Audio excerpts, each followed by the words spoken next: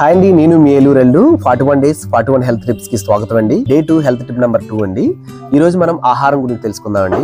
ఆరోగ్యకరమైన ఆహారం అంటే కార్బోహైడ్రేట్లు, ప్రోటీన్లు, అలాగే మినరల్స్, విటమిన్స్, అలాగే ఫైబర్ ఫుడ్ ఇవన్నీ కలిగిన దాన్ని మనం ఆరోగ్యమైన ఆహారం అంటామండి. ఒక రకంగా చెప్పాలంటే ఆహారమే మనకు ఒక ఔషధం అండి. ప్రాచీన గ్రంథాల్లో చెప్పినట్లుగా ఆహార హిభూతానం ప్రాణ ఆహారే ప్రతిష్ఠితం. అంటే సకల జీవులకు ఆహారమే ప్రాణాధారం కాబట్టి మనం తీసుకునే ఆహారంలో చాలా జాగ్రత్తలు వహించాలండి. ముఖ్యంగా చెప్పాలంటే మనం ఎప్పుడైతే మన దేశ సాంప్రదాయం మీద కాకుండా విదేశీ సాంప్రదాయ వంటకాల మీద ఆధారపడ్డామో అప్పుడే మన ఆరోగ్యం క్షీణించడం మొదలుపెట్టిందండి. ఉదాహరణకి చైనీస్ ఫుడ్ కానీ, లేదంటే ఫ్రైడ్ రైస్ కానీ, ఫ్రైస్ కానీ ఇవన్నీ కూడా విదేశీ వంటకాలకి అనుగుణంగా ఉంటాయండి. వాళ్ళ ఆరోగ్యానికి సంబంధించి వాళ్ళ ఆహారపు అలవాట్లు ఉంటాయి.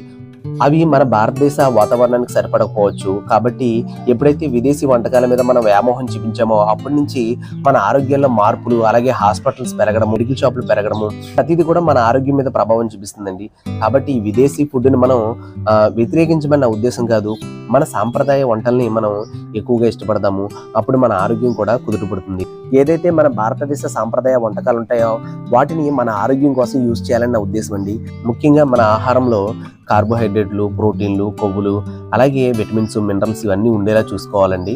అప్పుడే మన ఆరోగ్యం బాగుపడుతుంది. అందుకే మనకి 4 రకాల కూరలు కానీ, లేదంటే చారు, సాంబార్లు, అలాగే రైసు, ఇలాగ కొన్ని మన సాంప్రదాయంలో భాగంగా ఉండడం కారణం అదేనండి. మన శరీరానికి మనం ఎంత ఎక్కువగా విటమిన్స్, మినరల్స్, పోషకాలు, ప్రోటీన్లు ఇస్తామో మన ఆరోగ్యం అంత బాగుంటుందండి. ఆయిల్లో ఎక్కువగా ఫ్రైలు చేయడం అటువంటివి మనం తినకూడదు. అధిక ఉప్పు, అధిక చక్కెరలు ఉన్న ఆహారం కూడా మనం తగ్గించాలండి. ముఖ్యంగా సమయానికి తినాలండి.